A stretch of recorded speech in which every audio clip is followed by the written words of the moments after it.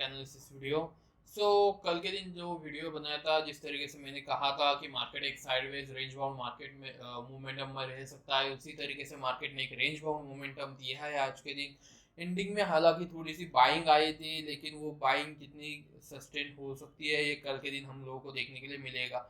उससे पहले एक और इंटरेस्टिंग न्यूज आई है मार्केट में कि मार्केट की जो बैंक निफ्टी की एक्सपायरी है वो अब फ्राइडे से, थर्सडे को ना होके फ्राइडे को होगी।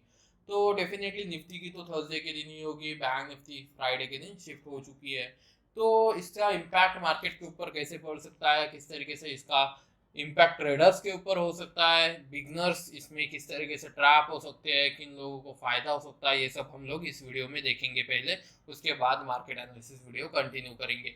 बेसिकली बैंक निफ्टी की जो फ्राइडे के दिन एक्सपायरी हुई है, वो एक्सपायरी जो है फ्राइडे के दिन जो थी वो अभी फ्राइडे के दिन अगर बैंक निफ्टी की एक्सपायरी, थर्सडे के दिन अगर निफ्टी की एक्सपायरी, फिर निफ्टी की एक्सपायरी भी होती है वीक में 3-3 4-4 मिड कैप निफ्टी की भी एक्सपायरी वीक में मंडे को छोड़ के हर दिन एक एक्सपायरी बन चुकी है।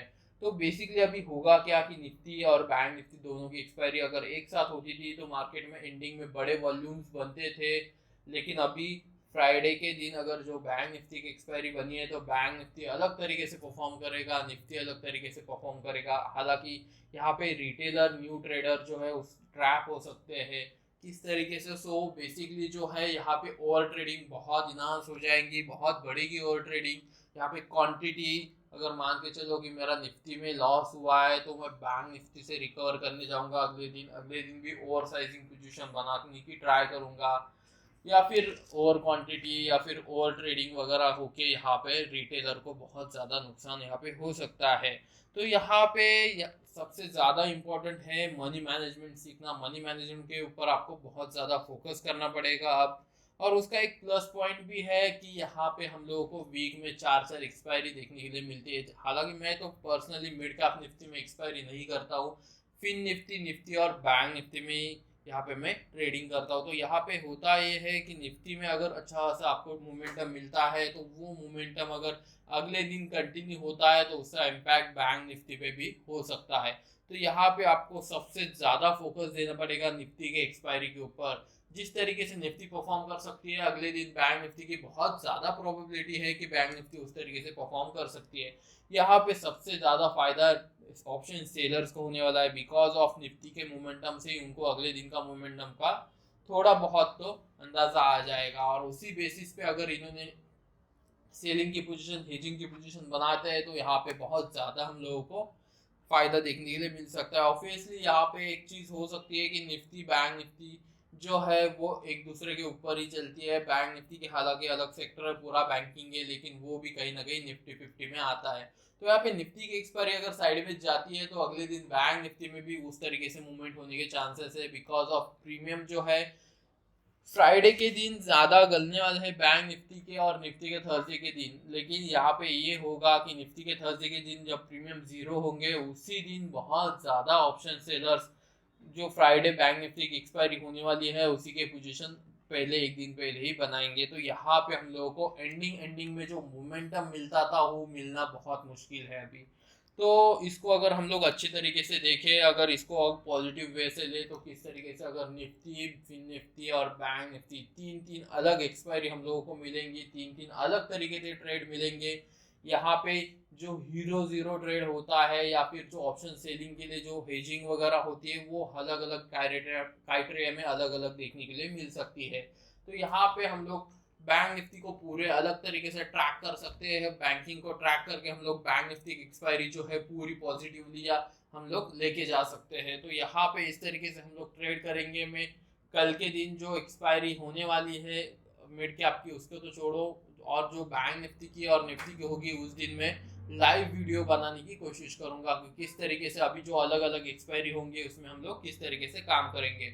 उसके बाद आते हैं मार्केट एनालिसिस वीडियो पे। तो मैंने कल के दिन ही कहा था, मेरा थंबनेल भी था कि यहाँ पे मार्केट एक नो ट्रेडिंग जोन या साइडवेज जोन में जा चुका है, वहां से उसको अगेन रिकवर करना पड़ेगा अगर ऊपर जाना है। मार्केट ने क्या किया था, स्टार्टिंग में वही किया कि एक साइडवेज जोन में ओपनिंग दी और जो हमारी लेवल थी 18,580 की वो ब्रेक करने के बाद कहीं ना कहीं 18,530 के आसपास एक लो लगा के एंडिंग में एक शार्प बाइंग हम लोगों को देखने के लिए मिली थी। उसके बाद अब अगर हम लोग इसमें कल ट्रेड किस तरीके से कर सकते हैं, तो सिंपली वही लेवल्स रहेंगे कि 18,640 और 660 की जो लेवल है वही हम लोगों को अपर साइड में हर्डल है। उसके बाद नीचे की साइड में हम लोगों को एक लेवल चेंज होती हुई दिखाई दी है, जो 580 का जो सपोर्ट था वो कहीं ना कहीं अभी डिसकंटिन्यू हो सकता है और यहाँ पे उसकी जगह 18,540 का सपोर्ट ले सकता है। और यहाँ से यहाँ तक की जो रैली है 40 पॉइंट्स की नीचे 18,480 तक की, वो हम लोगों को अगर 18,540 की लेवल ब्रेक होती है तो दिखाई दे सकती है। यहाँ पे कहीं ना कहीं बहुत दिनों से मार्केट एक साइडवेज जोन में जा रहा है, तो मार्केट के ऊपर कंटिन्यूसली प्रेशर क्रिएट होते जा रहा है, तो यहाँ पे ये कहीं ना कहीं प्रेशर रिलीफ हो सकता है। हम लोग को कल या परसों के दिन बड़ी मोमेंटम दिखाई दे सकती है, टोटली जो प्रेशर है वो कहीं ना कहीं रिलीज हो सकता है। तो सिंपल वही एनालिसिस है कि 18,540 के नीचे सेलर्स एग्रेसिव होंगे 18,480 तक, और वो भी टूटता है तो 18,420 तक भी यहाँ पे हम लोगों को डाउनफॉल दिखाई दे सकता है। ऊपर की साइड में जब भी 18,640 की लेवल टूटेगी आप सब एक्टिव हो जाना, और कोई भी 15 मिनट की अच्छी खासी बाइंग कैंडल अगर 18,660 के ऊपर सस्टेन होती है तो आप यहाँ से 100 से 150 पॉइंट अप मूव के लिए ट्रेड ले सकते हो। यहाँ पे बहुत अच्छा खासा हम लोगों को ट्रेड दिखाई दे सकता है। उसके बाद अगर हम लोग आए तो बैंक निफ्टी देखे, तो बैंक निफ्टी में क्या है, बैंक निफ्टी में भी सेम लेवल है। हमारा जो लेवल था वो मैंने कहीं ना कहीं यहाँ पे ड्रॉ करके रखा था कि 44,120 के अराउंड जो लेवल है उसके नीचे बैंक निफ्टी शॉर्ट कर सकते हो आप। जो आपका टारगेट आएगा 44,000 तक हो सकता है। यहाँ पे 44,030 तक मार्केट ने टच करके फिर से डे हाई के आसपास जाके क्लोज दिया है, ओपनिंग के पास ही जाके क्लोज दिया है। तो यहाँ पे सेम सिनेरियो निफ्टी जैसा ही हो रहा है। यहाँ पे जो हर्डल था हम लोगों का, ऊपर साइड का जो रेजिस्टेंस था वो कहीं ना कहीं हम लोगों को यहाँ पे मॉडिफाई अभी करना पड़ेगा, और वो हम लेके जाएंगे 44,250 के अराउंड।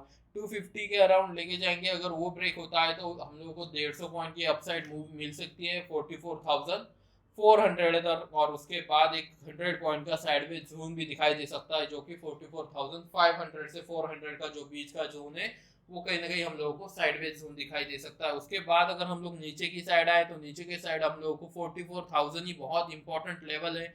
अगर वो कहीं ना कहीं कल के दिन टूटता है तो डायरेक्टली हम लोग को 200 से 250 पॉइंट का one side momentum bank Nifty में डाउनफॉल के लिए 43,750-790 के अराउंड दिखाई दे सकता है।